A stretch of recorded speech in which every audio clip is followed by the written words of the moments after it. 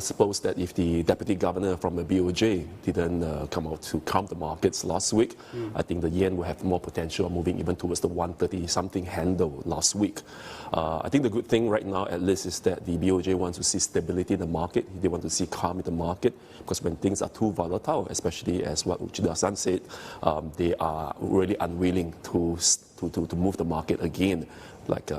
So I think that the important thing right now is that despite the BOJ governor deputy governor coming out to calm the markets, at least on the valuation front, in the valuation models, we are still seeing that the yen remains pretty undervalued right now against the US dollar. So that's why I'm thinking that there should be fundamentally more room for the yen to appreciate.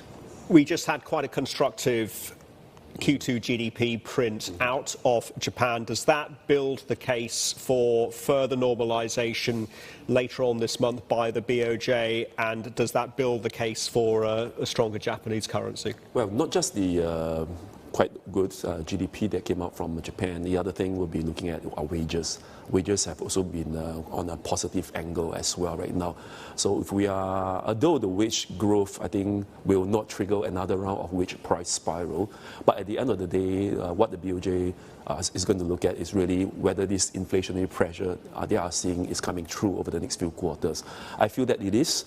For now, I'm seeing continued wage increases over in Japan on a year-on-year basis. So I think that will again pressure a little bit more the BOJ officials to be on a strengthening path, meaning hiking the interest rates of the bank.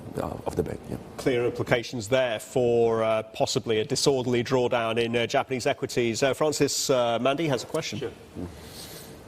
Yeah, I sure do, yeah. Do you think, Francis, that the Japanese equity market will struggle to make further headway to the upside if indeed the yen does keep strengthening?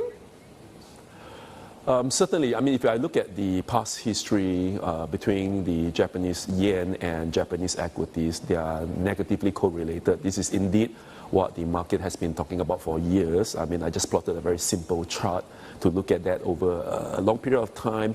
Whenever the Japanese yen appreciates, you will see some of the equities generally providing a more negative return. That is for sure. However, if I did another step of analysis, in fact, whenever the yen appreciates, larger caps do get affected a little bit more than the smaller caps. So according to the valuation model, I think there's still more room for the yen to appreciate, and that will be negatively impacting on Japanese equities overall.